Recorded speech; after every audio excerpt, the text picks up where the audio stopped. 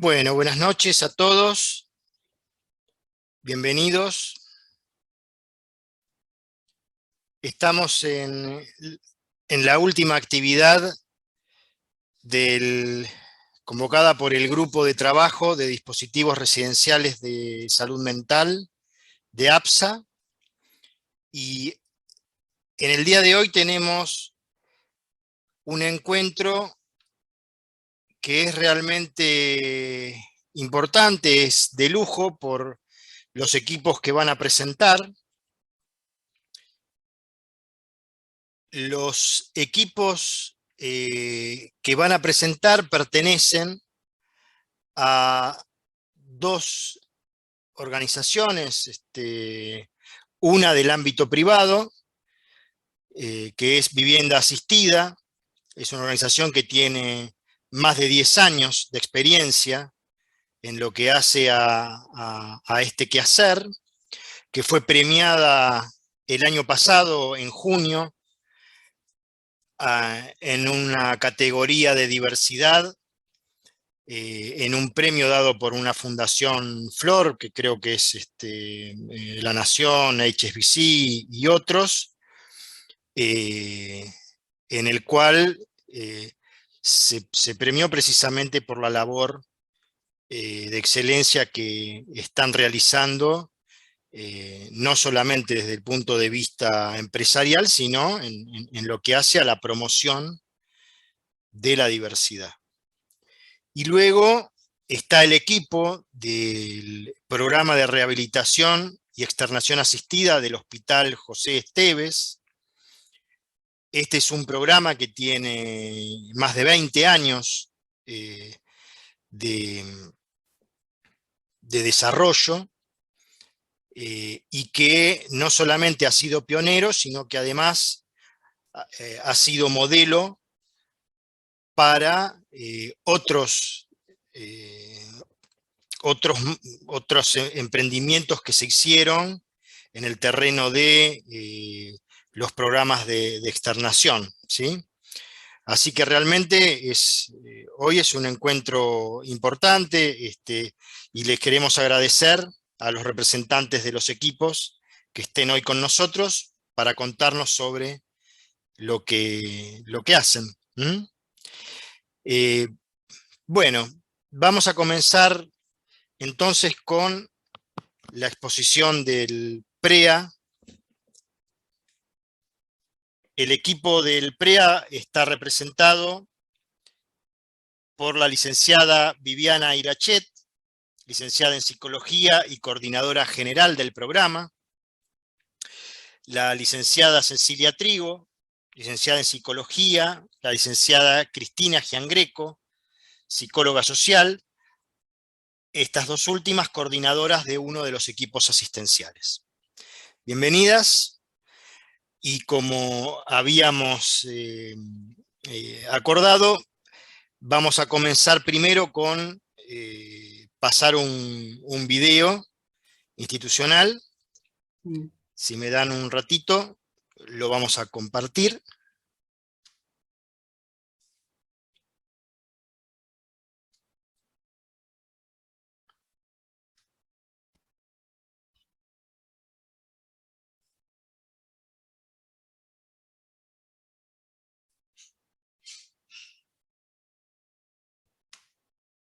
¿Qué es el PREA? Es un programa de rehabilitación y externación asistida.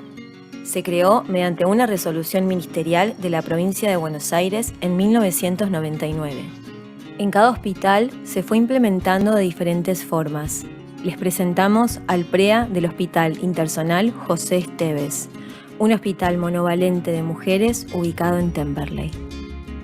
¿Para qué se creó el PREA? Experiencias consolidadas en nuestro país y en el exterior muestran que los servicios de salud mental de base comunitaria son la respuesta ética y científica para el tratamiento de personas con padecimiento mental grave. Esto generalmente no sucede por carencias de lazos familiares, problemas económicos y aislamiento social. Mediante dispositivos como el PREA, mujeres institucionalizadas recuperan la vida en la comunidad y el ejercicio de sus derechos ciudadanos. ¿Cómo se realiza este proceso? La institucionalización, que se prolonga más de lo necesario, genera deterioros importantes. La recomposición del lazo social es el principal eje de nuestro trabajo. El dispositivo que usamos son talleres grupales. El objetivo es que las participantes de estos talleres recuperen la autonomía y el autovalimiento perdidos por los años de internación. Es un proceso donde las acompañamos en la evocación y en el reencuentro con experiencias previas para ir armando un proyecto de vida propio. La finalización de este proceso es la formación de grupos convivenciales, que se mudan a casas de la zona con el acompañamiento del equipo asistencial. Se trata de un equipo interdisciplinario que realiza su trabajo en el territorio, acompañando a estas mujeres y apoyándolas en la vida cotidiana. Son estrategias clínicas terapéuticas que abordan problemáticas convivenciales y la inclusión barrial y comunitaria desde el marco de una clínica ampliada. Actualmente hay 18 casas en la comunidad. Los integrantes del equipo somos trabajadores del Hospital Esteves, de diversas disciplinas, capacitados para la nueva tarea. Tal como plantea la Ley de Salud Mental, el proceso de desmanicomialización solo es posible si los recursos actualmente destinados al hospital psiquiátrico se distribuyen de otra manera. ¿Qué es Libremente? Es un centro comunitario que depende del Hospital Esteves. Está ubicado en una casona antigua en Temperley. Se creó sobre diferentes ejes: la integración comunitaria de las mujeres externadas, la formación y el esparcimiento de los vecinos del barrio y el fortalecimiento de redes territoriales a través del trabajo intersectorial. En Libremente se realizan diferentes actividades: talleres artísticos, talleres de oficio, espacios de trabajo corporal y de cuidado de la salud, cursos de formación y orientación laboral, salidas comunitarias, actividades para chicos, empresas sociales. Allí trabaja el equipo asistencial con las usuarias del PREA. Actualmente funcionan 2 empresas sociales, Bellísimas, una feria americana con producción textil, Remade, que ofrece productos gráficos como cuadernos, agendas y calendarios. Es imprescindible sustituir el encierro, y esto se logra a través de las políticas públicas comprometidas con la reasignación de recursos, el trabajo comunitario y la recuperación de los derechos ciudadanos. Es el camino que hoy marca la Ley Nacional de Salud Mental 26.657. Entonces, otro abordaje en salud mental es posible.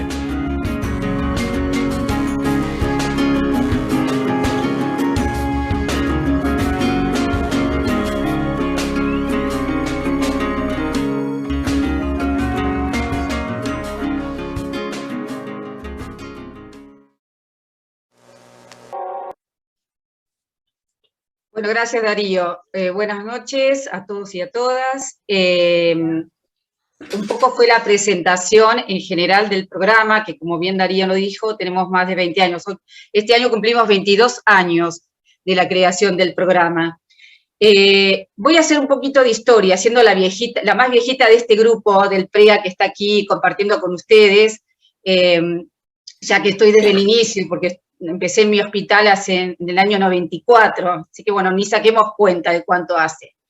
En el año 1999 había 1.055 mujeres internadas en el hospital, y eso se debía a que a pesar de que había un juzgado, muchas habían ingresado en un estado de crisis, pero después, una vez que tenían el alta de internación, seguían continuando viviendo en el hospital, porque carecían de familia que podían hacerse cargo y firmar esa historia clínica. A pesar de que el juzgado y el juez llamaba a los familiares, estas personas seguían institucionalizadas, viviendo por una razón social dentro del hospital. Y sabemos que vivir dentro del hospital desbasta subjetivamente a cada una de las personas.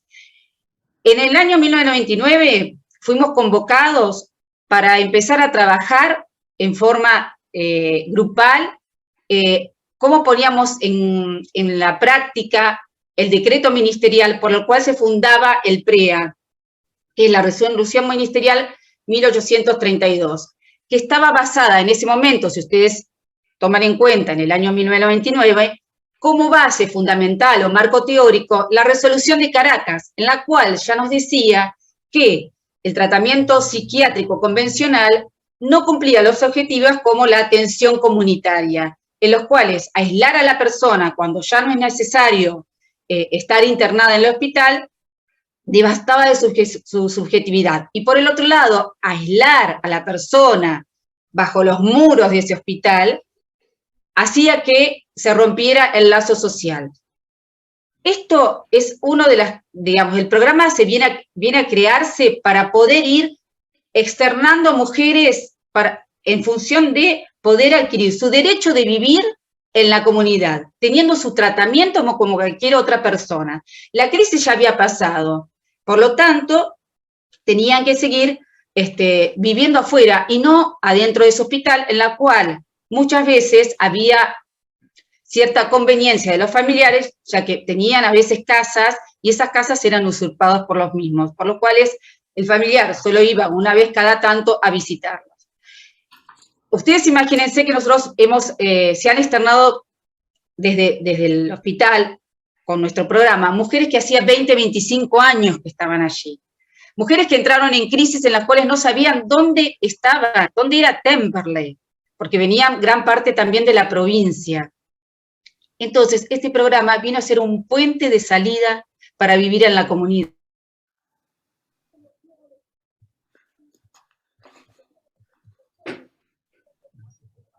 Se trabó Vivi.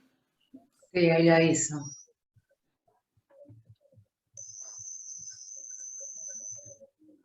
Bueno, está silenciado también Darío. Bueno, retomo. Desde ahí. Viviana, no se te escucha.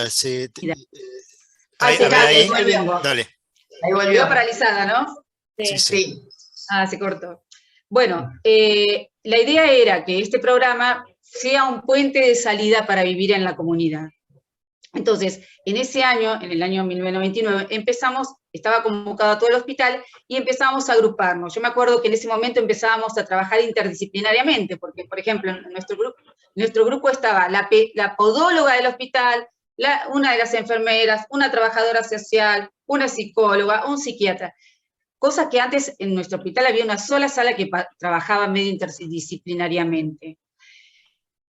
Fueron pasando los años, fuimos a través de los años, en el año 1999 fue la primera externación, nosotros nos fuimos armando y empezamos a acompañarla en la vida en la comunidad. ¿Qué quiere decir este acompañamiento? Ahí en el video se hablaba un poquito de el grupo de admisión, digamos.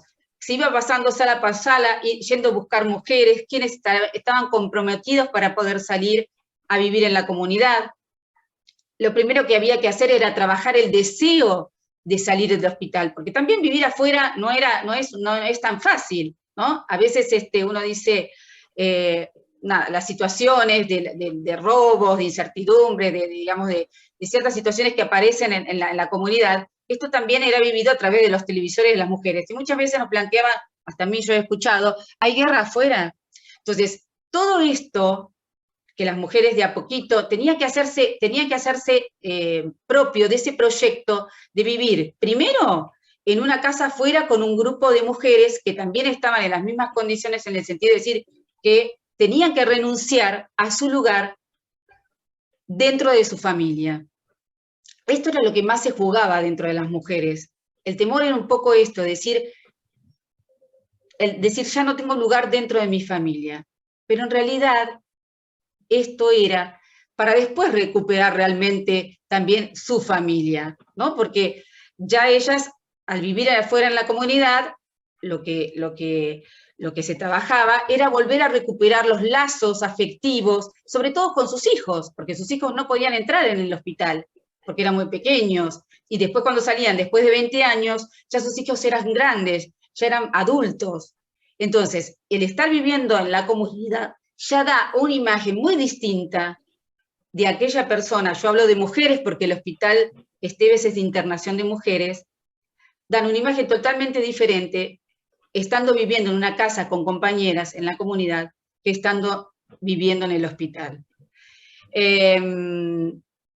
Pasaron muchos años. Hoy por hoy, en el año 2021, tenemos 23 casas con 83 mujeres viviendo afuera.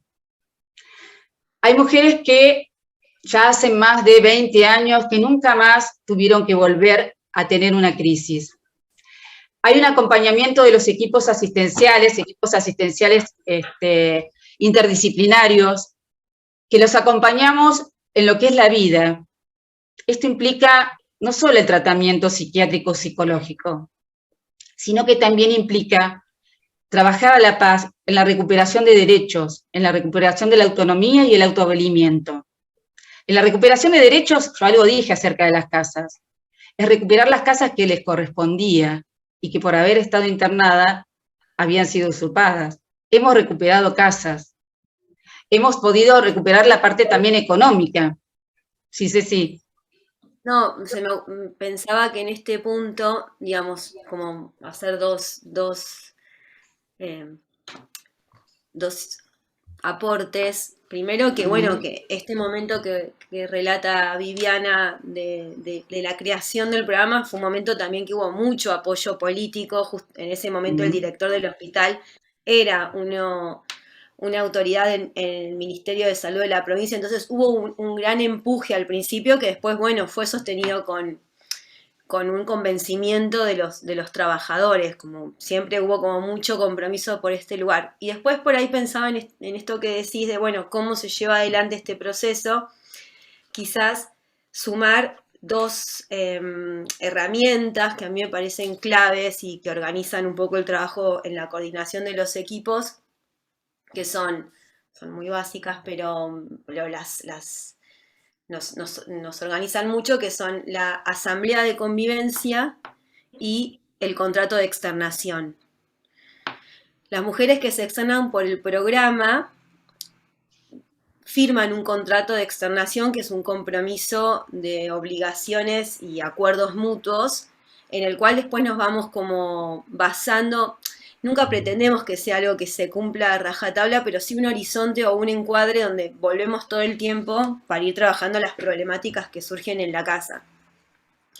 Y por otro lado, la asamblea de convivencia, pensando que siempre los objetivos que nos vamos poniendo en las casas o en función de lo que también ven en las visitas enfermería, es, bueno, y los que vamos yendo a las casas también, siempre tienen que ver con poder seguir trabajando los vínculos, ¿no? La cuestión, los objetivos de, no sé, de la limpieza de la casa o del orden, nunca van a ir por sobre ir trabajando estos vínculos que son los que hacen posible estas convivencias entre personas que se conocen de grandes.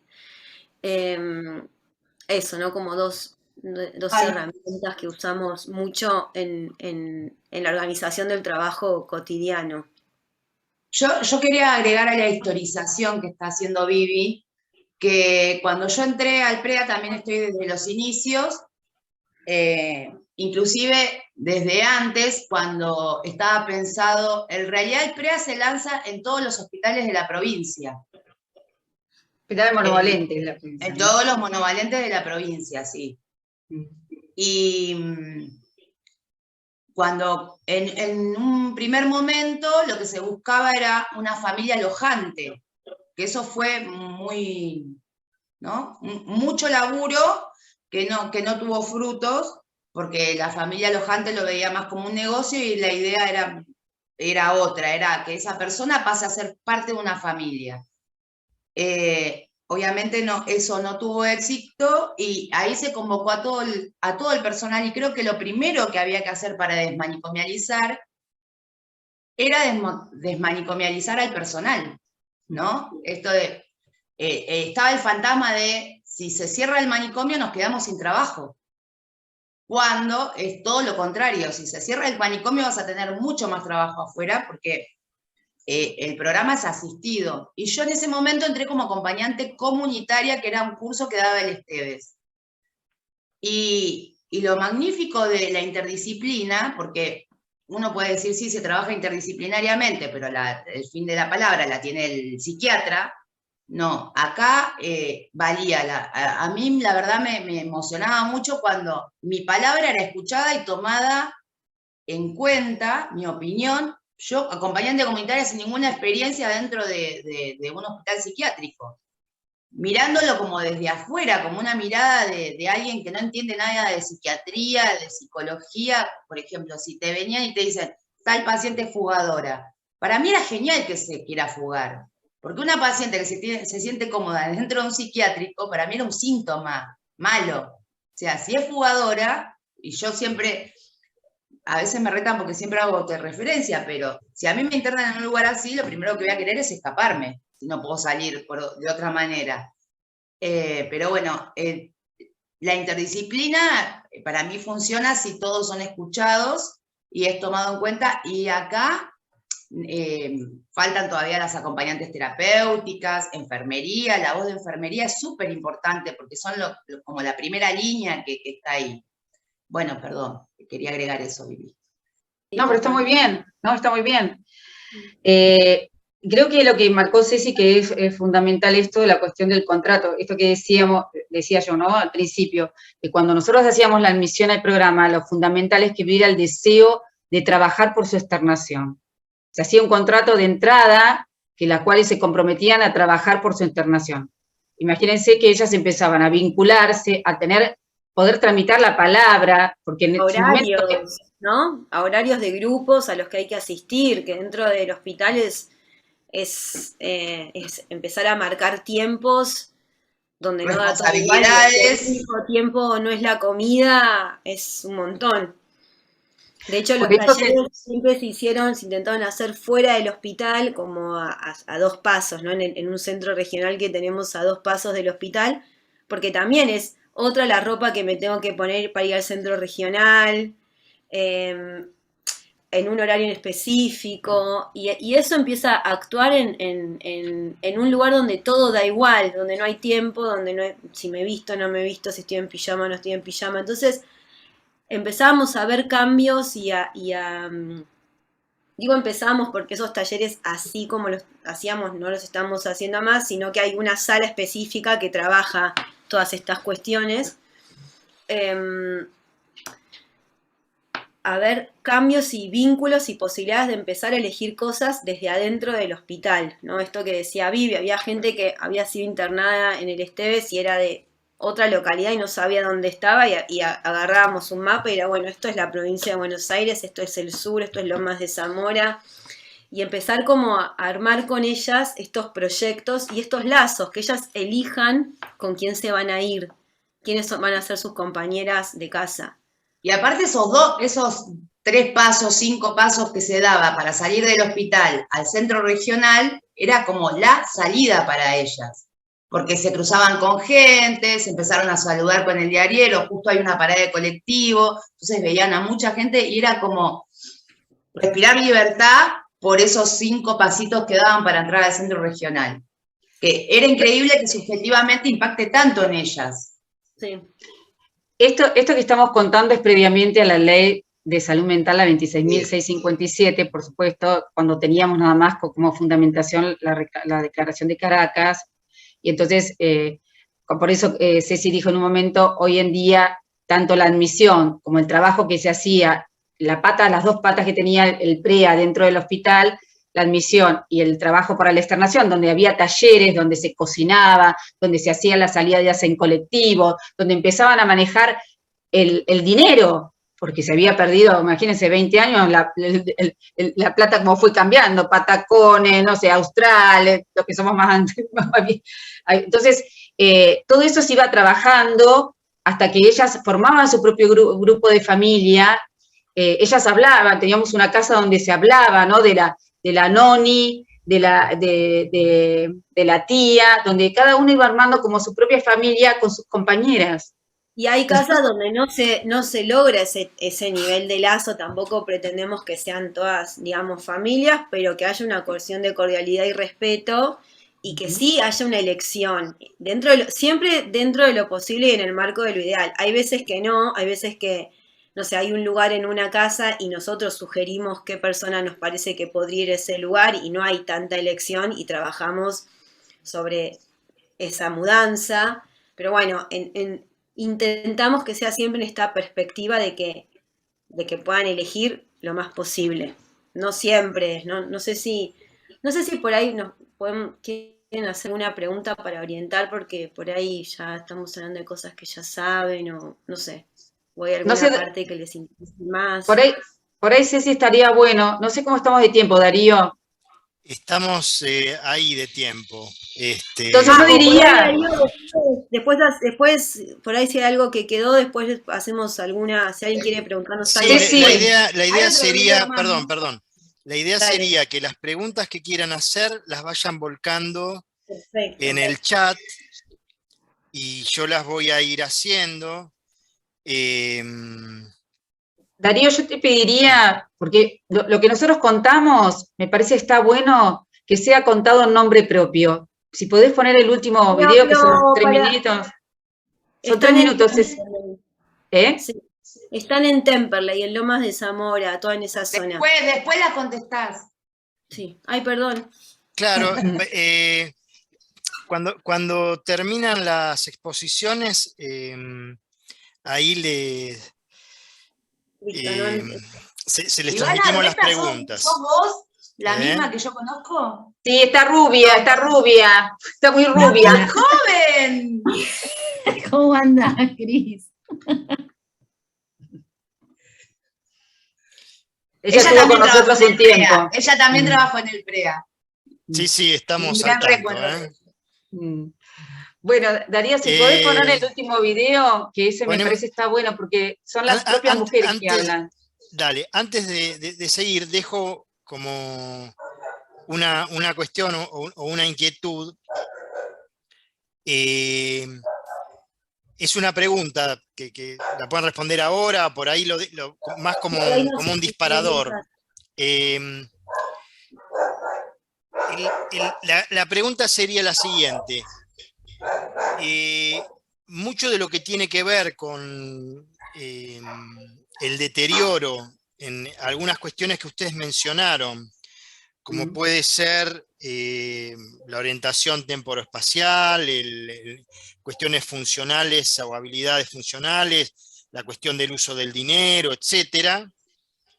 Uno puede pensar que, por supuesto, alguien que está 20 años internado, claramente tiene o se ve afectado por esta situación, pero también sabemos, por el conocimiento clínico, que hay varias de esas cuestiones que tienen que ver con la propia condición, patología o trastorno, como cada uno quiera nombrarlo, y que ahí es donde se juega mucho las cuestiones de la rehabilitación en términos más como específicos, ¿no? Yo lo dejo como inquietud para tal vez ver, porque a lo largo del tiempo lo que se observa, y sobre todo cuando más personas con este tipo de condiciones y padecimientos están en las casas, las familias muchas veces plantean mucho, incluso hasta desde la queja, no hace nada, no tiene motivación, no lo quiere hacer, ¿se entiende? Entonces, Sí, lo dejo como una inquietud para que lo podamos desarrollar. No sé si alguna de ustedes quiere decir algo sobre esto, si no pasamos al video, como prefieran. Sí, yo me parece que no sé, podría seguir pensando en esto que decís, Darío. Siempre es, la rehabilitación está, digamos, siempre, esto que hablamos de las tareas, desde las tareas del hogar hasta el viajar en colectivo, en un principio con todas es acompañándolas. Esto es o en talleres o con una enfermera que va paso a paso con esa persona haciendo las cosas. Y en muchos casos algo de un pulso se va instalando. Hay veces que no, y el motor para que algo suceda en las casas es la visita de enfermería, es la asamblea, es la tocada de timbre del acompañante terapéutico que dice vamos a salir, pero hay otras veces que, por ejemplo, empieza a pasar después de mucho tiempo y con mucho trabajo, que, bueno, que la persona cuando vas a visitarla ya te espera bañada. Un logro que te digo que por ahí son meses. meses de trabajo. Dios, no sé. Y en esa insistencia es donde trabajamos, donde algo en algún momento se pueda mover. Hay veces que no se mueve. Y sabemos que, por ejemplo, determinados apoyos una persona los va a necesitar. En el mejor de los casos, Se digamos, trabaja también, perdón, un segundo. Entendiendo también los límites del programa, ¿eh? El programa en este momento es un programa que la visita de enfermería es como con toda la furia en una casa visitada 24 todos los días, 5 veces por semana, porque los fines de semana solamente hay guardia. Entonces, un mínimo de autonomía tienen que tener estas mujeres. Por eso es que hay un sistema de mutua admisión, donde la mujer decide trabajar y también nosotros evaluamos que es una persona que el resto del tiempo que nosotros no estemos no va a estar en riesgo. También ahí hay una evaluación como esta que hicimos la otra vez con vos en la supervisión, de pensar, bueno, cuáles son los límites de lo que la persona va a poder el tiempo que no estemos con ella, porque no es un programa 24 horas, no es una vivienda completamente asistida, es una vivienda con apoyos. Entonces, pero en esto de al no ser asistida 24 horas se trabaja mucho la ayuda entre pares. También. La ayuda entre pares para nosotros es fundamental. Si hay alguien que no toma la medicación porque se olvida, o porque no quiere, o porque se siente mejor y dice que no la necesita, bueno, se hace una asamblea de convivencia y se acuerda con el equipo, con el grupo convivencial, de que la medicación la van a tomar todas juntas y que una mire a la otra, ¿no? No de levantarle la lengua a ver si la tragó ni todo eso, pero tomarla juntas, que nos avisen, por ejemplo, el reconocimiento de cuando me estoy sintiendo mal, ¿no? Si se acuerdan de cuando se descompensaron, qué cosas van sintiendo. Y yo siempre me acuerdo de una que dijo, cuando yo empiece a decir que soy la Virgen María, llamen al psiquiatra. Entonces, las compañeras, ya cuando ven ciertas actitudes, no, fulana no se está bañando, no se está queriendo levantar, dan las señales de alarma, y siempre es anticipada. Nuestras emergencias, por lo general, suelen ser clínicas, no psiquiátricas, porque está esto del aviso de que, ojo, que está pasando, y mucho sale de sus propias compañeras. No en todas las casas es lo mismo, pero la ayuda entre pares es fundamental, trabajar mucho ahí. Que no significa sobrecargar a las compañeras con cosas que no van a poder, ¿no? Digo, también ahí está el límite del equipo de esta delgada línea que decís, Darío, que sí, es una de las cosas que más nos interpelan. Es decir, bueno, qué sí, qué no, cuál es nuestro límite, todo el tiempo redefinir nuestro encuadre, porque todo el tiempo, no sé, se nos va y ¿qué podemos sostener en internación domiciliaria, qué no podemos sostener en internación domiciliaria y qué vale la pena sostener en una casa y qué también empieza a ser iatrogénico para las compañeras? Digo, estas preguntas, o sea, nos diste nos interpelan porque no, pero creo que todo lo que trabajamos en dispositivos, aunque tengan objetivos distintos, aunque tengan distintos planteos institucionales o estén dirigidos a distintas poblaciones, en relación a los trastornos mentales severos, es uno de los puntos como más complejos, esto de lo que se está planteando. Bueno, ustedes están mencionando que una de las salidas a este tipo de situaciones es, por ejemplo, el apoyo entre pares, ¿no? Otra es la derivación a un tercer nivel, que lo hemos hecho muchas veces, ¿no? Bueno, hay alguien que necesita mucho más de lo que podemos, quizás necesita un lugar 24 horas, que no es este. Claro. Sí, pero eso también es la vida, ¿no? Hay mujeres que hace 22 años que están afuera y se nos pusieron muy viejitas y necesitan un cuidado 24 horas. Claro. Bueno. Sí, Viviana, perdón.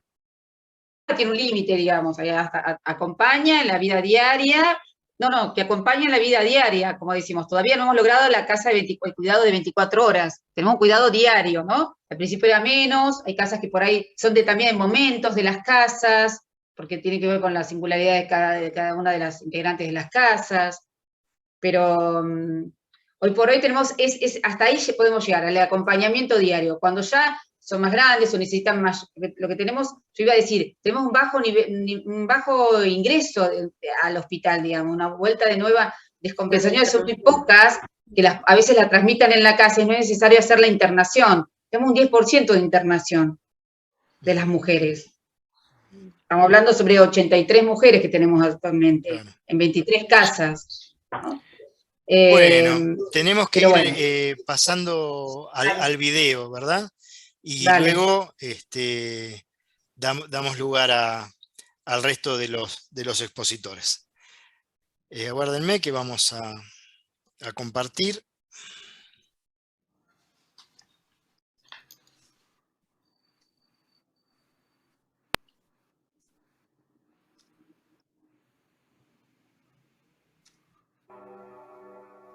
La primera vez que entré al hospital fue algo choqueante. No me dejaron hablar, vino un médico forense y cómo se llama, dónde vive, nada más. Y bueno, no sé, me internaron en el Esteves. A pesar de que me trataron bien, yo sentía que estaba muerta en vida. Y es una vida institucional, ¿no? Uno se levanta, la cola para la medicación, la cola para bañarse. Hay noches que son bastante complicadas porque las pacientes a veces se descompensan. Había que entrar todas desnudas al baño y a mí me daba vergüenza. Desesperada estaba siempre, porque no sabía lo que me pasaba. Hubo muchas veces que pensé que no me iba a ir más de ahí porque veía gente morirse. Me dice, mira, tengo una buena noticia, surgió un lugar y ese lugar es para vos, Ana. Ay, yo saltaba, me puse recontenta.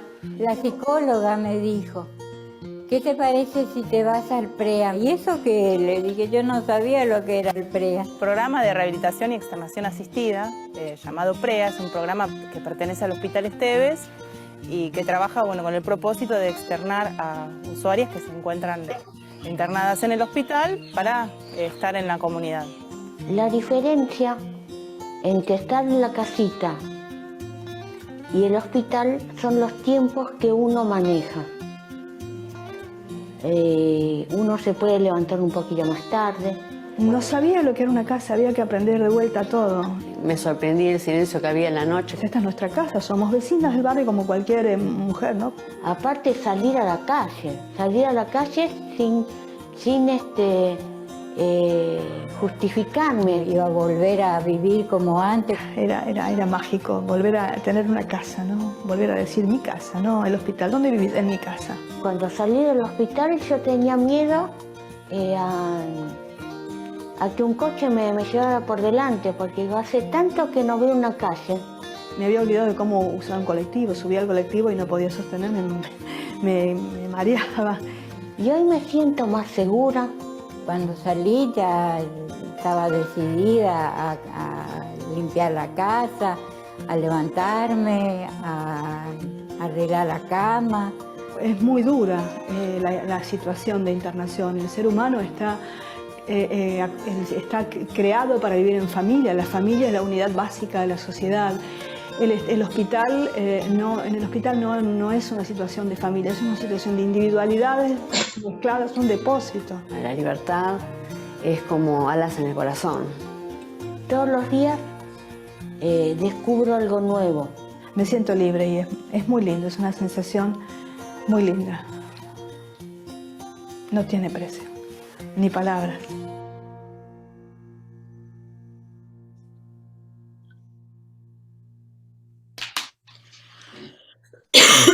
Perdón. Bueno, muchísimas gracias. Viviana, Cristina. No, un gusto estar ahí y poderles llevar esto un poco, y sobre todo que sean las chicas las que también puedan presentar un poco y hablar del PREA, ¿no? Las mujeres. Que no sé si se notará que ponemos una sonrisa, pero es como, la verdad, yo lo que rescato del PREA y del grupo humano es que O sea, si bien no somos parte de su familia, terminan siendo como, se crea el lazo afectivo y vemos el video 70.000 veces y nos emocionamos y bueno, nada, eso. Bueno, muchísimas gracias Viviana, Cristina, Cecilia, excelente presentación. Bueno, y vamos a pasar a la segunda parte de la actividad. Del equipo de vivienda asistida van a exponer el doctor David Carlos Silva, médico psiquiatra y diplomado en salud pública, director médico de vivienda asistida, exdirector de la diplomatura en rehabilitación de trastornos mentales severos de la UAI, ex coordinador de maestría en gestión de servicios de salud mental en la Universidad de Salud. Ha ejercido cargos de conducción tanto en el sector público como privado. Y la magíster Marcela Arias, licenciada en Trabajo Social de la UBA, magíster en Salud Pública, coordinadora de vivienda asistida, ex coordinadora asistencial del Hospital de Día Interea Salud Mental, ex coordinadora del Hospital de Día de Clínica Las Heras, inspectora en la Dirección de Fiscalización del Ministerio de Salud de Establecimientos de Salud Mental, trabajadora social de planta del Hospital Fernández, integrante del equipo de salud mental de guardia en el Hospital Fernández. Bueno, adelante, los dejamos con su exposición.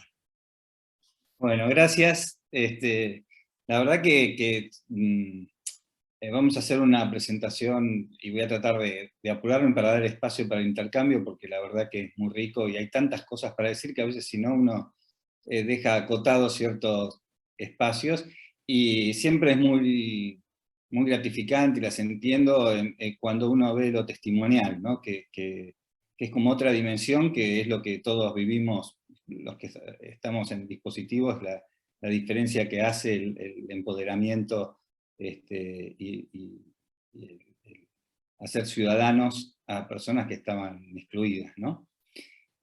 A ver si me dan un segundito, comparto la pantalla de StonePower, que es más que nada para no pasarme y acotar.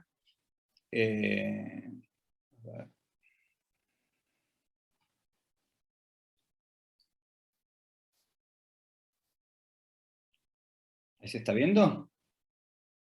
Bien. Bueno. Vivienda Asistida es una institución privada, como dijeron, es una empresa B. Empresa B, no sé si saben qué se trata, porque es un concepto que si bien lleva mucho tiempo, no es muy conocido. Si lo googlean va a aparecer fácilmente, que son empresas que, si bien son empresas con fines de lucro, usan el poder de los negocios para desarrollar una economía más inclusiva y sostenible. Esa es la definición de Google, digamos, que aparece. Que sería parecido a algo intermedio entre una empresa de renta pura y una ONG. Llevamos 10 años de funcionamiento, me decía Darío de qué año, me quedé dudando, pero fue en el año de la ley, o sea, en el 2010 arrancamos, estamos cumpliendo el año 21. Son todos dispositivos de rehabilitación psicosocial, de puertas abiertas.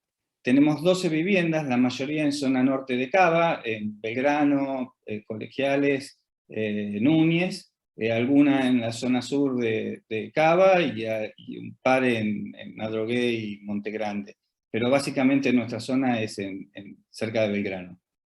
Y tenemos de 1 a 5 usuarios por viviendas, en general con bastante apoyo, la mayoría son de las casas con apoyos de 24/7, y algunos que viven solos con algún apoyo. Actualmente tenemos 25 usuarios. Hay un brochure que tiene estas cosas que yo ahora después se los copio para que lo vean con un poco más de la información institucional, digamos, para no cansarlos. ¿Cuáles son los criterios que tenemos para el ingreso a nuestras viviendas? Tiene que ser derivado por un equipo tratante. En algunos casos el equipo tratante se hace cargo en el momento del ingreso, porque hay personas que vienen de internaciones, el equipo de internación no lo sigue en ambulatorio, son estas cosas absurdas del sistema, ¿no? Que todos conocemos, como una persona que está cursando un cuadro grave, que estuvo tratando durante toda su internación, el día que se va de alta, que es un día muy importante para las personas y que hay un montón de cambios, deja de atenderlo, ¿no? Son esas cosas que no se entienden mucho, pero así funciona. Así que a veces los equipos tratantes los empiezan a ver un par de semanas antes de salir del alta, pero nosotros queremos articular y tiene que tener un equipo que esté de acuerdo en la indicación, porque tiene que haber una evaluación profesional que diga que no tienen riesgo de auto o heteroagresión. Las nuestras son casas comunes, entonces en cualquier casa una persona se puede suicidar. Nosotros no tenemos el resguardo de ese riesgo, ni tampoco la heteroagresión. Nosotros no tenemos recursos para contener una excitación psicomotriz en la gran mayoría de las casas, por lo menos. Porque una persona, uno a uno, estando solo, eso no se puede. En nuestro caso, nosotros no tomamos personas con problemas de consumo de sustancias, por lo menos que no haya pasado un buen tiempo sin consumo. Es un requisito que a veces nos obliga a tener cierta flexibilidad, pero que tenga 4 horas diarias de actividad fuera de la vivienda. Esto puede ser en un centro de día, puede ser de capacitación, de formación, de estudio, de trabajo o de ocio planificado, digamos. Hay muchos que tienen actividades que hacen todos los días, que van a yoga, que hacen determinadas cosas, pero tienen que salir de la casa durante el día. Tienen que aceptar y respetar el acuerdo de rehabilitación en lo que hace a la toma de la medicación, el manejo del dinero, del celular, que se hace antes del ingreso y se revisa periódicamente, en general una vez al mes. Nosotros decimos que es un dispositivo de puertas abiertas para salir, pero para volver a entrar debe respetar los acuerdos. O sea, si alguien se va no respetando el acuerdo, antes de volver a ingresar, nos tenemos que sentar y volver a charlar. No respetar el acuerdo puede decir que sale y habían quedado que no salía en determinado horario, o que no toma la medicación, o que tiene determinadas conductas, o que se alcoholiza. Antes de volver a ingresar, nos tenemos que sentar y ponernos de acuerdo, porque este es un acuerdo, algo que consensuamos y que si no lo cumple hay que volver a charlarlo. El equipo es un equipo muy grande. Yo dije, tenemos 25 usuarios más o menos, y tenemos alrededor de 100 personas trabajando en el dispositivo, ya que hay 4 personas por cada usuario que nosotros tenemos. Esto también habla un poco de la gravedad y de la complejidad de las cosas. Ustedes los que tienen las casas saben lo complejo que es los problemas de mantenimiento, de logística, de alimentos para que lo compren o que no lo compren, que compra uno, que compra otro, que tienen que salir, que hay que mandarle un acompañante, que vino un señor de la policía quejándose de alguna cosa. De estos 100, la mitad prácticamente son operadores y asistentes terapéuticos. Tenemos 10 personas de limpieza, mantenimiento y logística, ahí está el listado. Destaco 7 coordinadores full time. Los coordinadores es un equipo multidisciplinario de trabajo social, de psicólogos, sociólogo, enfermera, operadores sociosanitarios. Es un grupo que están 24/7 al teléfono, hacemos guardias, hacemos algunas cosas, pero en general estamos todo el tiempo, y realmente es una actividad sumamente demandante para este equipo de coordinadores, y somos 2 directores, uno del área médica y otro del área ejecutiva, y hay asesores externos, ¿no? Contadores de comunicación, técnicos, sistemas. Durante el día durante las 24 horas, 15 personas trabajando. O sea, esa es la menor cantidad. En las horas pico, o sea, hasta el mediodía, por ejemplo, que está toda la parte administrativa, llega a haber 45 personas trabajando simultáneamente en las casas. Acá yo les traje 2 imágenes que mientras me estaba preparando vi. El de la izquierda es mi contacto de WhatsApp de Marcela, que va a hablar después.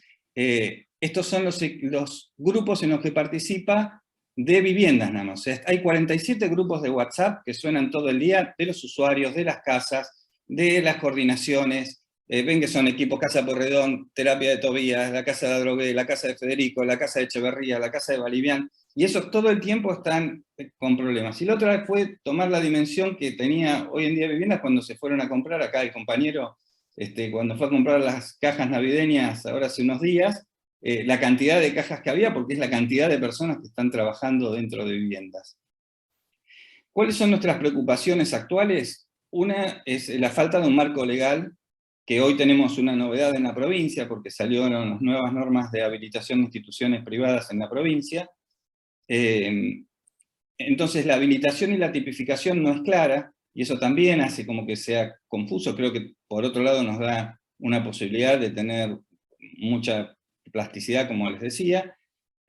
Esto también trae un problema de financiación, porque ¿cuánto vale? ¿Qué facturo yo cuando le tengo que facturar a una obra social, un prepago o al Estado?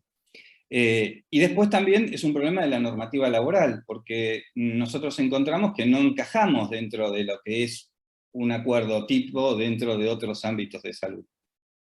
Y además, otras cosas más complejas todavía, como que para nosotros, con muchos usuarios, la mejor modalidad son las que hagan 24 horas, porque duermen a la noche, porque es un ámbito tranquilo, porque realmente en general están bien los operadores, pero ningún trabajo es fácil cubrir 24 horas, porque las guardias de 24 no son sencillas, como saben, por más que estemos en salud.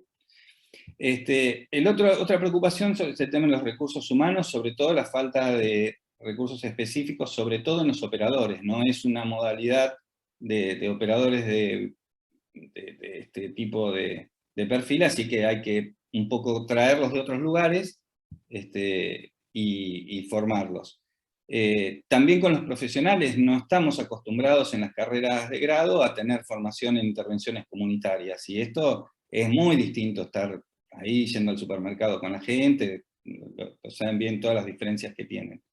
Y la falta de experiencia de trabajar interdisciplinariamente, como decían, que no es simplemente todas las cosas, se desdibujan los roles, no es solamente el de trabajar con otros, sino que el rol de todos se desdibuja. Yo me acuerdo que un psiquiatra del hospital, cuando yo estaba hace 1000 años, cuando estaba empezando, me dice, pero vos qué sos, porque a mí me gustaba hacer notas ya desde esa época, ir a las casas de una paciente, y me decía, pero vos sos trabajador social o sos psiquiatra, ¿qué estás haciendo yendo a la casa? Me decía, ¿no? Y este desdibujar el rol, creo que es justamente el desafío de la interdisciplina. Otra de nuestras preocupaciones es el estigma y la discriminación, no solamente con los usuarios y sus familias, sino que la discriminación que hay para acceder a viviendas en las comunidades. Población más vulnerable que la que ustedes describen no debe haber en todo, porque es económica, es de discapacidad, es de historia de violación de derechos humanos, es historia de violencia, y sin embargo no le dan prioridad para darle una casa social, una cosa que no se entiende.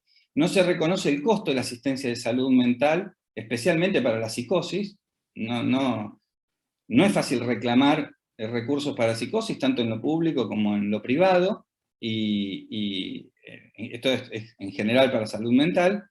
Hay preocupaciones ya mucho más instaladas sobre las personas internadas en los monovalentes, pero no tiene el mismo peso en la agenda los dispositivos alternativos y de las alternativas que hay para las personas que no están internadas para que no terminen internadas. Y esto también ustedes saben, el acceso a una vivienda asistida, las que ustedes tienen del PREA, es de alguien que estuvo internado, no es de alguien que no está internado. Y a ver qué le podemos dar a personas que necesitan apoyo por determinadas características. Y bueno, para nosotros también, que somos una entidad privada, los problemas económicos, pero esto va también para lo público, las importantes deudas, el Estado, el último, nos deben, para que se den una idea, el 70% de lo que facturamos el último año.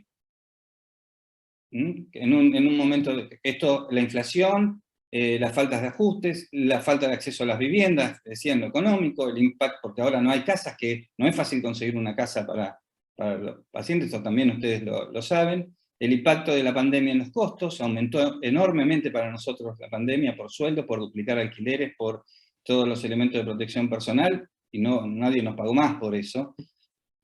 Falta de políticas para pymes, la mayoría de los emprendimientos de salud son pymes, y no tenemos un contexto legal adecuado, y la responsabilidad legal, laboral, civil, y una nueva que se agregó últimamente, y que tal vez ustedes lo han vivido, pero en una reunión que tuvimos hace unas pocas semanas con la gente de los MIC, de PAMI, de Clínica Banfield, se encuentran con la medida de no innovar, donde tenían dos mujeres que estaban en condiciones de alta, que tenían casa, pero es lo que dicen, la institución da una seguridad también, e incluso hasta en lo económico, porque les dan la comida, no tienen que pagar alquiler, no tenían que pagar otras cosas, y si iban a su casa se les acababa toda su pensión exigua que tenían, de a lo mejor hoy son 20.000 pesos que cobran, 30.000 pesos, y si tienen que comprar los cigarrillos ya no les alcanza.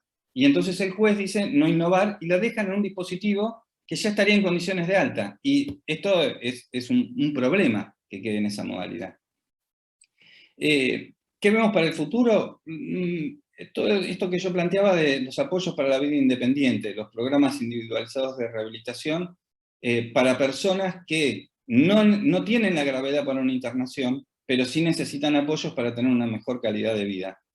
Incluso para poder independizarse de sus propias familias, de tener su casa, sus espacios, compartir con otros.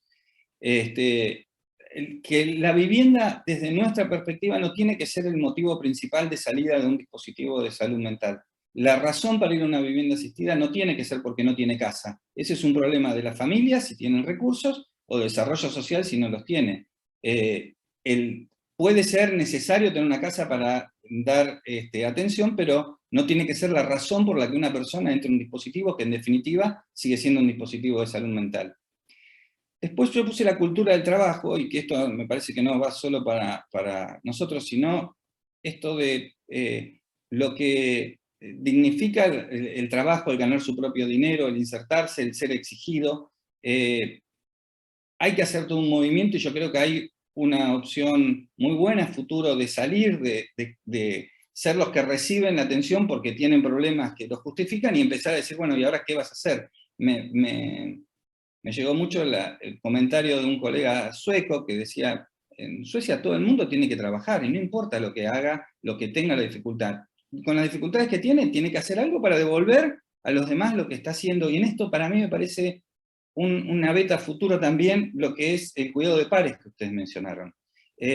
Nosotros planteamos hace un par de años, justo antes de la pandemia, la posibilidad de conseguir casas y que los que cuiden hacer pequeños hogares de discapacidad, y que los que cuiden a los usuarios sean otros usuarios que ya han estado en una etapa más, y nos decían, en Ramsay, estoy hablando, o sea, personas que trabajan con la discapacidad, que han defendido los derechos, dicen, no, una persona que tiene una discapacidad no puede ser el que va a cuidar a otro, desde el mismo grupo. Y yo decía, ¿por qué no? ¿Por qué no le podemos reconocer un sueldo si va a estar cuidando a otros que tienen más necesidades? Esto está bien, la buena onda que te cuido, pero si alguien va a tener una función, ¿por qué no le podemos pagar? ¿Y por qué no podemos dejar a un usuario como responsable de la vivienda? Que era lo que pide el pequeño hogar. En las normas de discapacidad tiene que haber un responsable de las viviendas. Y esto tiene que ver con el empoderamiento y la participación. Y la otra cosa que tenía que ver con lo que contaba también Darío de la diversidad, que es una lucha nuestra, ¿no? Que no es la inclusión, el darle permiso al que es distinto, sino que creemos firmemente que la diversidad enriquece a todos, y que esto de ser distintos, y lo practicamos política adentro, nosotros participamos y los estimulo a que investiguen, porque la verdad que es interesante.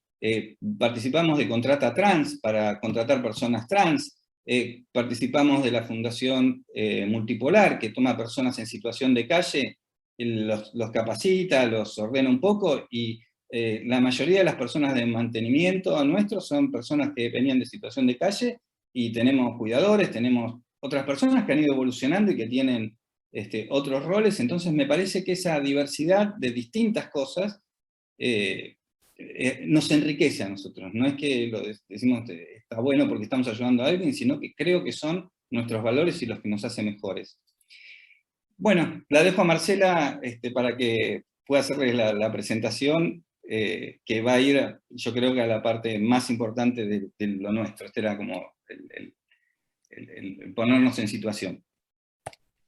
A ver si... Bueno, sí, un poco, la idea era plantearles los lineamientos generales en base a los cuales trabajamos, que seguramente son cosas muy conocidas para ustedes también, ¿no? Decimos que en el marco de la Ley de Salud Mental, podemos decir que este dispositivo de vivienda milita el cambio de paradigma, ¿sí?, de la salud mental hoy en día, porque bueno, garantizamos los derechos que la ley promueve y la dinámica de funcionamiento se basa esencialmente en la interdisciplinaridad, en el armado rearmado de vínculos, de redes y en la articulación intersectorial. Parafraseando a Osvaldo Saidón, yo recordaba una frase que él decía: pensar en términos de red nos ayuda a reconstruir nuestra propia trama social dañada, a crear dispositivos que nos permitan elaborar nuestros miedos y ayudar a los demás a hacerlo. Las personas en riesgo se ven obturado su desarrollo en la inserción activa a la red social. Se va produciendo una progresiva desafiliación, como dice Castel. Se despersonalizan las relaciones, esto que hablaban antes cuando comentaban las compañeras, las personas se ven inmersas en un contexto sumamente amplio, separado en tiempo y en espacio. El concepto de intersectorialidad se define como intervención coordinada de instituciones representativas de más de un sector social que tiene acciones destinadas a trabajar en la salud, en el bienestar y en la calidad de vida de las personas. Es fundamental, y para entender la importancia, pensar en la concepción del proceso de salud-enfermedad como un proceso en el que intervienen diferentes variables, ¿sí?, como el económico, político, cultural, educativo, que son las que arman ese estado de salud-enfermedad en cada persona particularmente, ¿sí? Entonces, bueno, este tema de la intersectorialidad es interesante porque hay diferentes sectores que van a participar en el armado de esos programas terapéuticos, ¿sí? Y que van a tener en cuenta estas necesidades particulares que tiene cada uno de los usuarios. Y además de esto, en los acuerdos que se tengan entre los diferentes sectores, es bien importante el tema de la interdisciplina, como mencionaban antes también, porque bueno, las realidades que abordamos son tan complejas que se necesita de muchos saberes específicos para poder tener un análisis nunca acabado de lo que le pasa a los pacientes y de lo que necesitan, ¿no? Pero bueno, trabajar en clave de totalidad, configurando este equipo interdisciplinario como un trabajo complementario. Planteando el objetivo de nuestro trabajo en viviendas como la rehabilitación psicosocial, bueno, lo entendemos como un proceso terapéutico que implica favorecer la participación activa del sujeto implicado en el ejercicio de su autodeterminación y autonomía, el respeto de su dignidad, el valor como persona, entendiendo estos derechos como constitutivos de la persona que ingresa al dispositivo de viviendas. Uno de los retos mayores que tenemos es algo que comentaban también las compañeras del PREA, y es este tema de qué apoyos brindamos y potenciar la autonomía para que cada uno de los usuarios tenga su propio proceso de rehabilitación y también protagonice su propia vida, ¿no? Es como que cada situación es particular. Y bueno, trabajamos en el armado de esquemas o programas de rehabilitación que proporcionan objetivos y formas de llevarlo a cabo, con una estructura secuencial, flexible, dinámica, que permite diferentes cambios, que se trabaja con cada usuario en particular, y que, bueno, es consensuado con el usuario, teniendo en cuenta sus necesidades y sus demandas, ¿no? Nosotros, dentro de las diferentes líneas de acción que tenemos, paralelamente se trabaja En lo que es la conciencia de la condición de salud y la aceptación de tratamiento, nos pasa que muchas de las personas con padecimiento mental no tienen conciencia de enfermedad, así que, bueno, se trabaja mucho sobre esto, sobre el reconocimiento de síntomas, sobre signos de alarma, aprender a reconocer cuando tienen una situación en la que necesitan pedir ayuda, también todo lo que tiene que ver con la adhesión al tratamiento, ¿sí? A cumplir con las pautas conductuales y el tratamiento médico indicado, y a adquirir también conductas de autocuidado. También trabajamos en el entrenamiento de actividades cognitivas a partir de técnicas psicoeducativas y cognitivo-conductuales sobre todas las funciones psíquicas, y atención, concentración, realización de tareas de clasificación, planificación, significado, ejercicios de memoria. Trabajamos en el tema de las habilidades para la vida cotidiana, social y de trabajo, acá también potenciando las capacidades que tienen, ¿sí? Tomando los aspectos positivos de cada uno de ellos. Trabajamos en el tema del entorno laboral y del ocio, tratando de conocer sus intereses y de poder potenciarlos, vinculándolos con diferentes espacios comunitarios en los que se puedan integrar. Y el tema de la integración laboral, ¿no? Que bueno, puede ser o no un empleo protegido, o un empleo con apoyo, o una empresa social. La idea es que puedan lograr algún tipo de integración laboral. Paralelamente se trabaja con el grupo familiar, donde también se hace un trabajo de concientización acerca de la situación y de la enfermedad, porque muchas veces no saben ni de la sintomatología, ni de la evolución, ni del tratamiento, y la idea es que ellos formen parte de este trabajo de rehabilitación con los usuarios y con el equipo. Y bueno, se trabaja en el fortalecimiento de esos vínculos, no solo de los familiares del grupo primario, sino de toda la red socioafectiva que pueda tener el usuario. Bueno, y después el tema del estigma y la discriminación, ¿no? Yo, cuando empecé a hablar, hablaba de este tema de militar un poco la ley de salud mental, y bueno, como todos sabemos, hace años que está en vigencia, pero bueno, eso no garantiza su efectividad y todavía falta trabajar bastante para que se garantice su cumplimiento o se vea concretado. Una sociedad inclusiva requiere un cambio de mirada profundo, que tenga capacidad de reconocer el enriquecimiento que suponen las diferencias y comprender también la capacidad que podemos desarrollar las personas para relacionarnos con lo diverso. Esos son más o menos los lineamientos a partir de los cuales planteamos el trabajo en viviendas. Bueno, muchísimas gracias, Marcela, por muy claro. Bueno, vamos a abrir el espacio de preguntas, siendo que estaba viendo que en el chat no tenemos, a ver, las 18 casas que mencionan, ¿en qué localidad están? ¿Se refieren? Bueno, sí. ¿Querés que la conteste? Sí, por favor. Bueno, nosotros, digamos, el hospital está en Temperley, pero las casas están en distintas localidades. Hay algunas que pertenecen al mismo, a Lomas de Zamora. Tenemos casas en Lavallol, tenemos casas en Remedio Escalada, lo que sería zona sur, ¿no? Avellaneda, ¿me falta alguna otra? Calzada. ¿Algo más?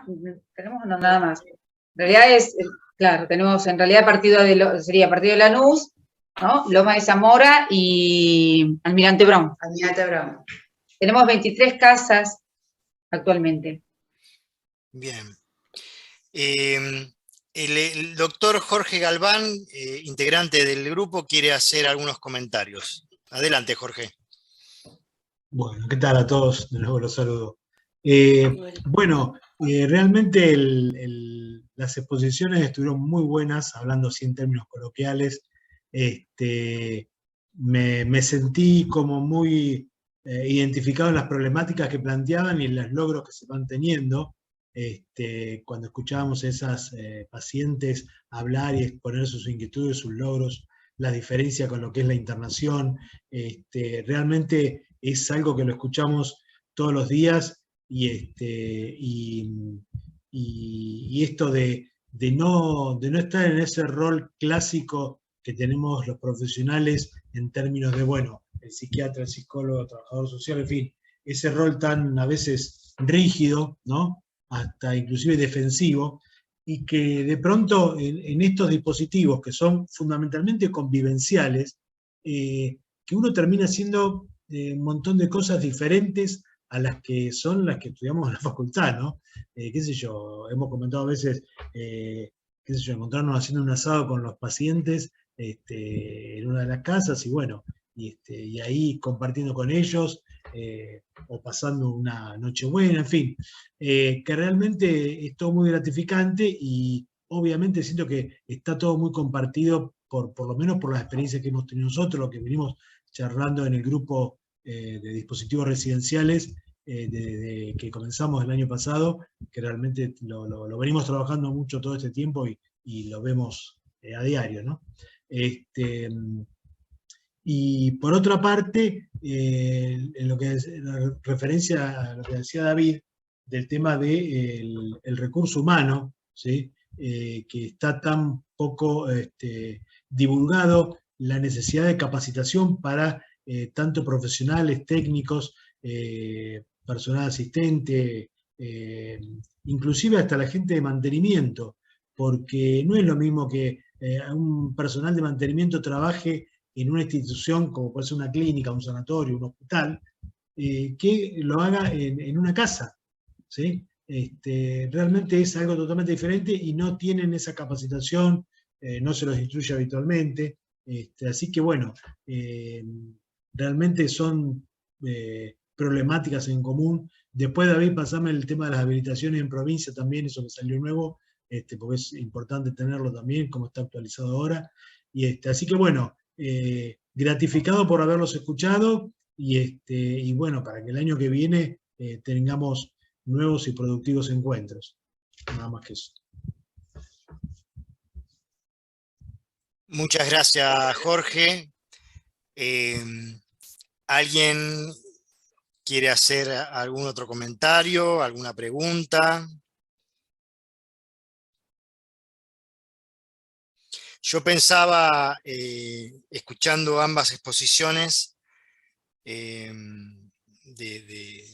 ambos equipos,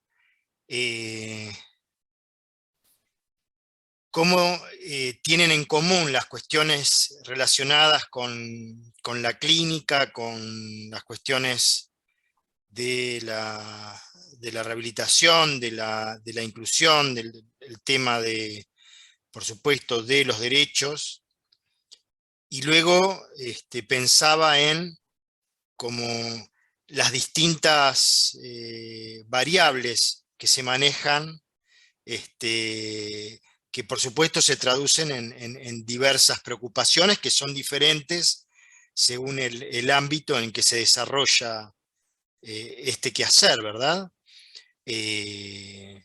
Yo me quedaba con algunas cosas que decían las compañeras del PREA respecto de la decisión política en los inicios, y luego cómo esto se sostuvo a lo largo del tiempo por la vocación y el compromiso de los trabajadores de la salud mental, y pensaba luego en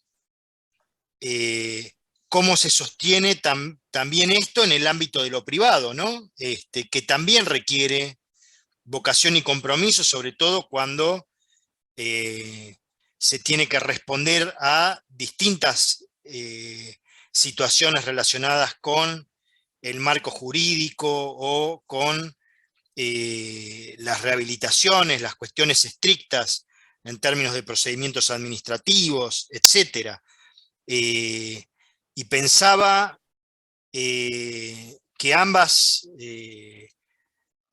programas, ambas organizaciones, tienen en común que se han mantenido a lo largo del tiempo, a lo largo de los años, que, bueno, difieren en los sectores en los cuales se desarrolla, pero que tienen, por un lado, un interés común que está relacionado con el abordaje en salud mental con estas características y con estas modalidades, pero que luego la manera de implementarlo en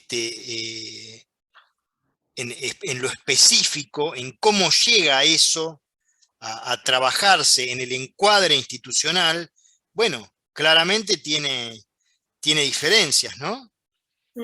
No sé qué piensan. Y a la vez yo pensaba cuando David iba poniendo la presentación sobre las preocupaciones actuales, digo, ay, quiero este Power porque siento que refleja muchas de las preocupaciones que, digamos, que a veces ni siquiera podemos poner en palabras, ¿no? Como por ejemplo cuando decías esto de no se dimensiona los recursos que se necesitan para trabajar en el padecimiento mental grave y que quizás el 70% de los problemas que tenemos no son de salud mental, sino de mantenimiento de las casas, hospitales generales que no nos atienden, que no atienden a las pacientes cuando vamos con una preocupación y perdemos tiempo en llevarla a los turnos y que, digamos, todo un nivel de la limpieza de las casas, cómo gestionar el tema de la comida, que por ahí una persona puede vivir afuera, pero esto, o sea, hacerse la comida todas las veces sola es mucho. Entonces digo, ahí, no sé, me encantó escucharlos y me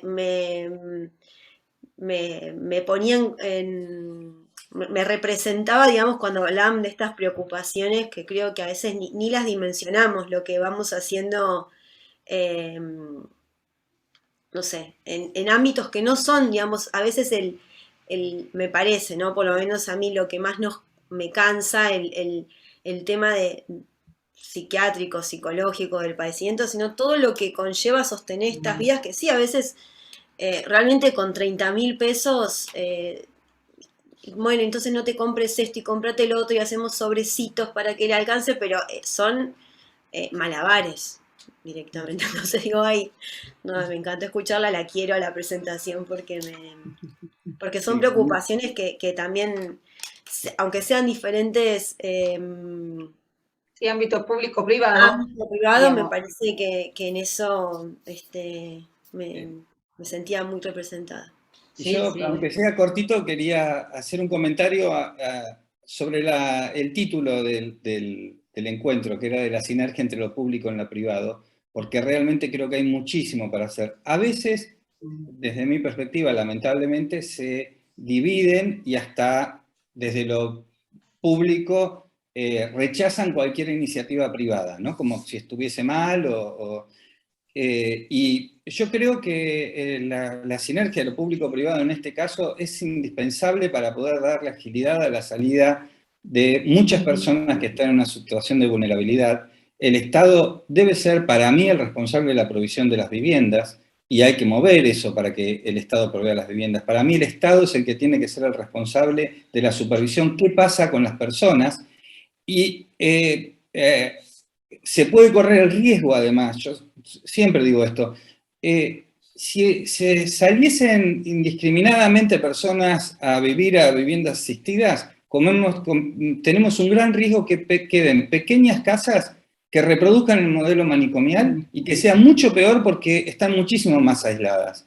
Y sabemos que la auditoría y la supervisión no es sencilla y estas cosas pueden suceder, sobre todo si se vuelve en una forma masiva. Entonces, para mí esa articulación entre lo público y lo privado, que el Estado, el hospital, el sistema público tenga la función de auditoría, de supervisión, de estar, y que los privados pueda usar la agilidad que tiene el privado, la rapidez de reacción, la falta de burocracia, porque ni les voy a explicar a ustedes lo que significa en el Estado nombrar un cargo. Digamos, entonces yo digo, ¿cómo harían si el PREA tiene que tomar ese perfil y no toman pacientes más graves, que nosotros tenemos pacientes muy graves, porque no tienen 24/7 con una persona que si llega a faltar Nosotros ya tenemos todo un sistema pensado a ver qué va a pasar el 24 cuando no venga un operador porque pasó algo, porque no es fácil conseguir un operador que cubra el 24 de la noche. Esa agilidad del Estado, ¿qué va a pasar si estuviese con el trabajador que tenía que ir? No digo ni siquiera de mala voluntad, sino que le pasó algo, ¿y quién sale a buscar el 24 de la noche a alguien que lo cubre? Entonces esa articulación para mí sería fantástico de darle la agilidad, la plasticidad que puede tener lo privado con la mirada de una política pública que corresponde al Estado y es el que tiene que imprimir y decir qué es lo que se tiene que hacer, y la supervisión y el cuidar los derechos de las personas que siempre han sido vulnerables, ¿no? Aunque desconfiemos a veces de esa capacidad del Estado, pero es el Estado el que lo debe hacer claramente. Mira, nosotros como trabajadores del Estado le tenemos que reclamar al Estado, porque digamos, en los alquileres de las casas había un monto establecido, y siempre venía, por la burocracia que tiene, un año más tarde, y ni siquiera cubre los alquileres de todas las casas. Así que, ¿cómo tenemos que estar demandándole a nosotros, a nuestro, digamos, a donde estamos trabajando, que pueda cubrir eso que tendría que ser responsabilidad del Estado?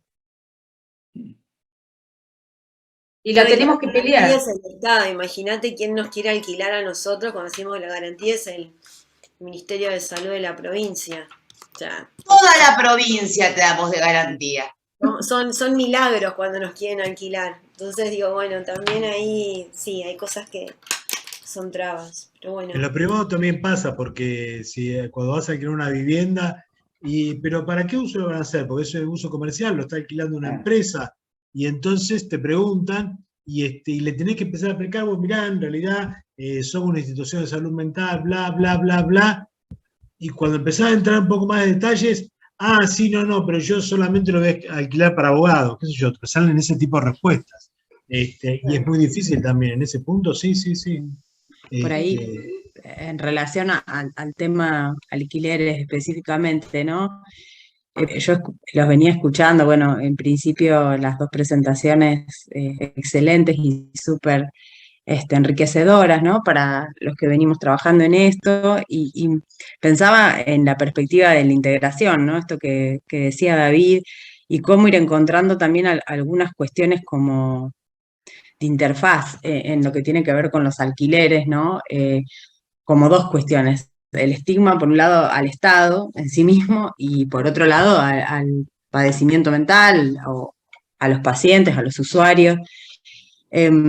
Algunas cuestiones que tienen que ver con lograr que el alquiler lo haga la persona o alguna otra figura, como nos ha pasado a nosotros en el caso del Hospital Cabred, no alquila directamente el hospital, sino que se hace a través o de los curadores o de la cooperadora o de los usuarios cuando directamente pueden firmar el contrato. Digo, cómo también ir descubriendo de aquellas instancias iniciales qué otras formas podemos encontrar para ir como de alguna manera optimizando los procesos y teniendo en cuenta esto que decimos en las modalidades, ¿no? Las distintas modalidades, tanto en lo privado como en lo público, que en nuestro caso, el hospital también tiene el PREA, que bueno, seguro que las compañeras del STEBES conocen y conocen al equipo, porque bueno, sé que trabajan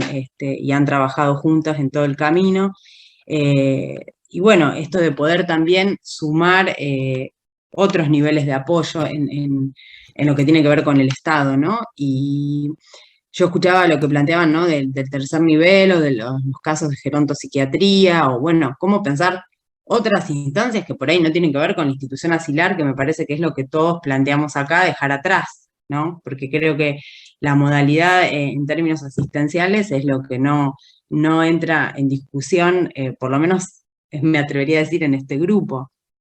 Independientemente de cómo sea el financiamiento, creo que los puntos en común tienen que ver con el modo y el espacio y la configuración de las prácticas en términos como específicos, muy distintas a como las pensamos en términos asilares. Después tendremos que ir viendo las otras cuestiones, cómo se van dando, y me parece que eso es un poco lo que sentí, que también algo que me pareció del video que presentaron las chicas, ¿no? Del testimonio de las usuarias cuando dejan tan claro el por qué no de la otra práctica, ¿no? Que me parece que tiene que ver con esto de la singularidad que plantean estos dispositivos, que después tendremos las otras cuestiones, algo que dijo David, que justo hoy lo discutíamos en el hospital en términos de accesibilidad laboral, ¿no? Y esto de corrernos un poco del beneficio secundario de la enfermedad, y cómo dignificar también desde el trabajo, ¿no? Nosotros como equipo, cuando pensamos hoy mismo temprano en la posibilidad de una persona para que acceda a un puesto laboral, cuando creo que eso es una deuda que tenemos los que estamos laburando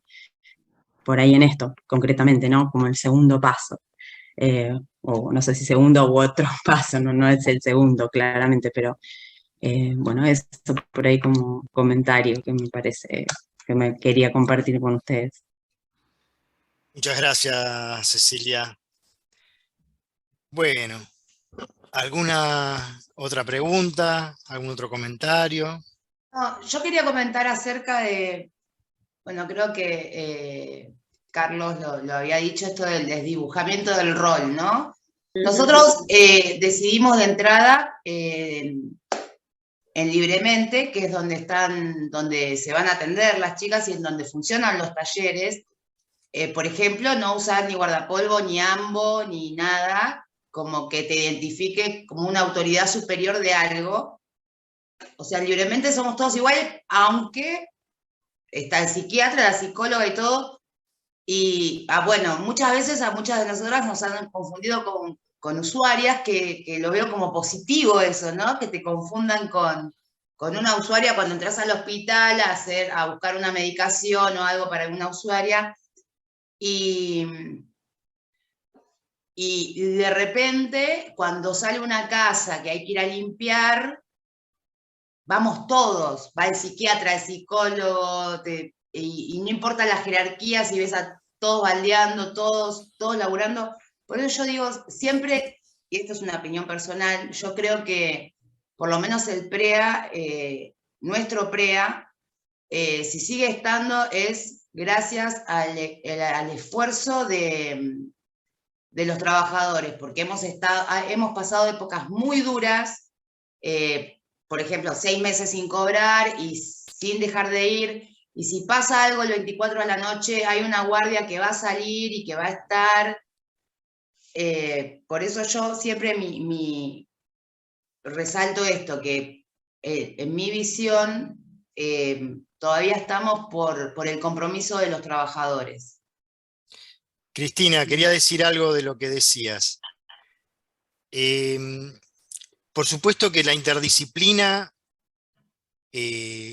es fundamental para poder llevar adelante la tarea en estos dispositivos,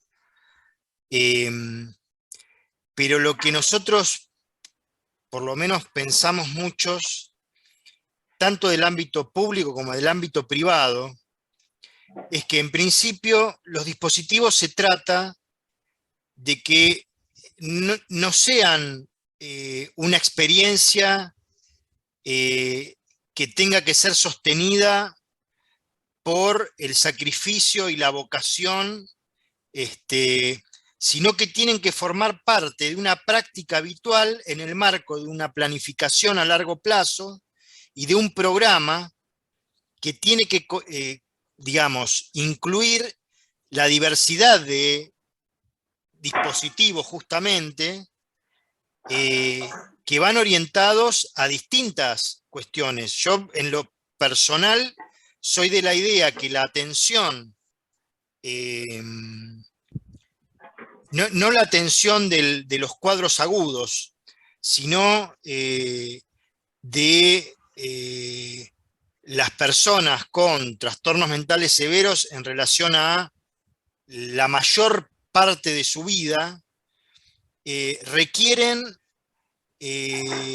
programas específicos que contemplen diversos niveles de apoyos Y para eso es necesario que el Estado se comprometa, no solamente desde lo presupuestario, que al margen sabemos que se aprobó un 1,48% en el presupuesto a nivel nacional, otro tanto pasa en las distintas localidades, Ciudad de Buenos Aires, etcétera, incumpliendo con el 10% que establece la ley, sino que además se requiere políticas públicas que establezcan que el trabajador que va a brindar su tarea, su tiempo, su saber, ¿por qué no?, específico, no más o menos que uno en relación al otro, sino porque se requiere su saber específico, ¿sí?, pero que mantenga una estabilidad y que mantenga y que tenga un ingreso adecuado que le permita sostener la complejidad y la intensidad que requiere esta tarea. Esto que vos dijiste, que en realidad los trabajadores pensaban que se iban a quedar sin trabajo por el cierre del hospital, es totalmente cierto. Los que trabajamos en dispositivos sabemos que el trabajo es mucho mayor, el esfuerzo es mucho mayor y también es mucho mayor la necesidad de sostener determinados encuadres con respecto a los usuarios, porque las relaciones de poder se dan siempre, en todos los grupos, ¿sí? Entonces, la manera de que esto avance y de que esto se pueda como llevar adelante y difundirse de manera como pretendemos los que estamos, los que sabemos que esto realmente funciona, es que se garanticen lo presupuestario, pero también todo relacionado con lo administrativo y con lo jurídico para que esta sinergia necesaria entre el ámbito de lo público y de lo privado se pueda dar de la manera más fluida posible, ¿sí? No puede ser que esto es, por ejemplo, es lo que ocurre, por ejemplo, en el ámbito de las prestaciones en discapacidad, comparando las prestaciones que da el Estado con las que da el ámbito privado. Y esto en este sentido no tiene que ser algo sacrificial por parte de quienes están desempeñando sus tareas en los dispositivos. Esto tiene que estar asegurado desde el vamos por el Estado, y el Estado tiene muchas deudas en relación a esto, y no solamente con lo presupuestario, sino con otras áreas que, como mencionaba David en su presentación, impiden el real desarrollo de manera más amplia. ¿Se entiende? Cecilia, vos querías decir algo, estabas ahí muteada. No, voy Perdón. asintiendo lo que decís. No, pero sí, y en relación a esto también de la espera, ¿no? De la demora también en la vida de las personas, ¿no?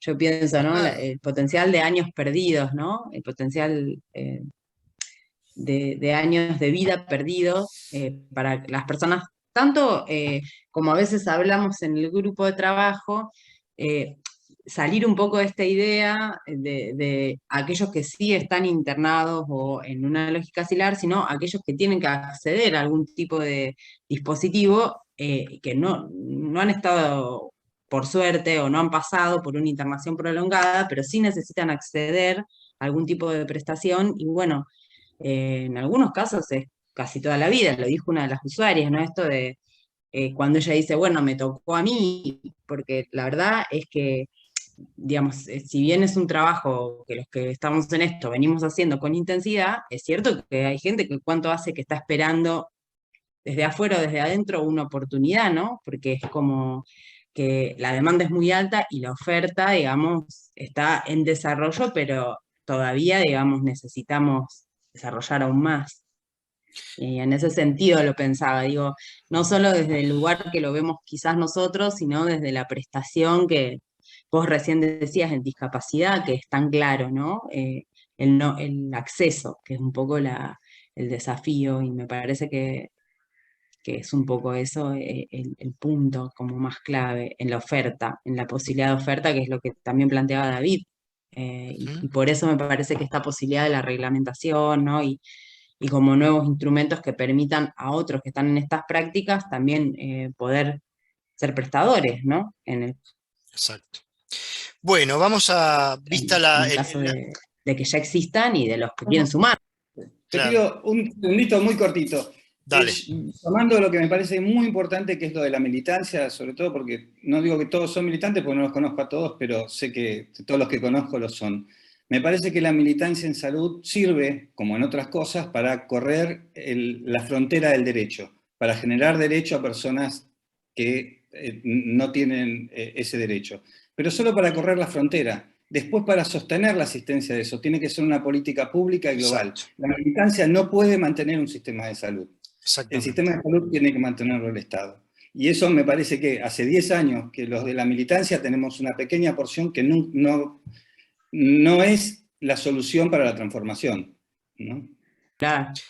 Bueno, les agradezco mucho, les agradecemos mucho por las exposiciones, realmente muy enriquecedor, excelentes presentaciones, muy bueno el intercambio, y desde ya los invitamos a las próximas actividades que seguramente vamos a compartirles ya directamente para el año que viene. Muchísimas gracias, y bueno, ya a esta altura estamos con un felicidades, feliz año, etcétera. ¡Feliz Navidad! Feliz Navidad y todo Nos eso. encontremos próximamente. Bueno, Muchas muchísimas gracias. Gracias a todos. Buenas fiestas. Gracias. Chao, chao. Gracias.